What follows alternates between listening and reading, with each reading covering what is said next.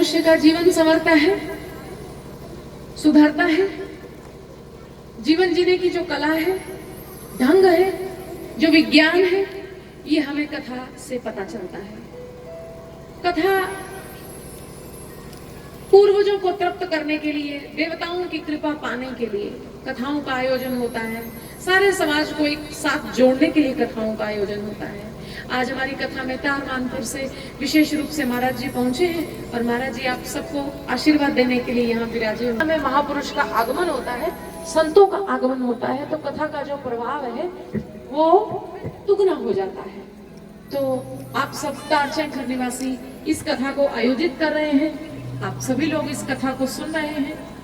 कथा के प्रभाव से क्या प्राप्त नहीं होता, क्या क्या मिलता है, ये गणना छोड़ दीजिए। क्या संभव नहीं है, कहा गया कि सब संभव है।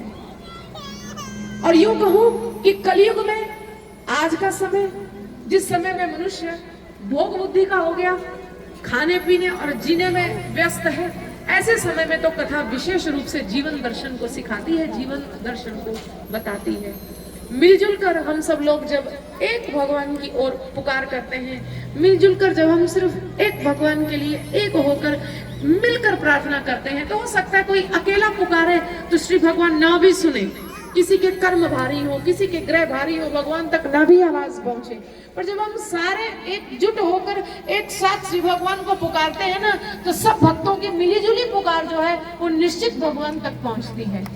तो है श्री भगवान का आना हुआ और कहा कि कथा में भगवान वैकुंठ छोड़कर प्रकट हो जाते हैं, बशर्ते कथा सुनने वाले जो हैं वो शुद्ध मन से सुने और सुनाने वाले जो हैं वो सात्विक बुद्धि से कथा को कहें। तो कथा में श्री भगवान वैकुंठ छोड़कर प्रकट हो जाते हैं।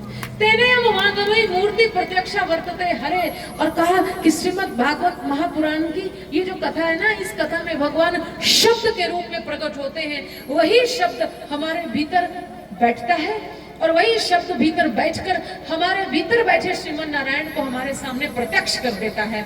ऐसा तो कथा का महात्म्य कहा गया है। इसलिए तड़पे हुए मन, दुखी मन जब कथा को सुनते हैं तो उनको शांति मिलती है, और शांत मन, तृप्त मन, सुखी मन जब कथा को सुनते हैं तो उन्हें श्री भगवान के होने का आभास कथा में बैठकर होता है। तो मैं कहूं कि तारचंद घर के और आसपास के सभी ग्रामीण, सभी आप गांववासी भाग्यशाली हैं कि कथा आप तक पहुंची है।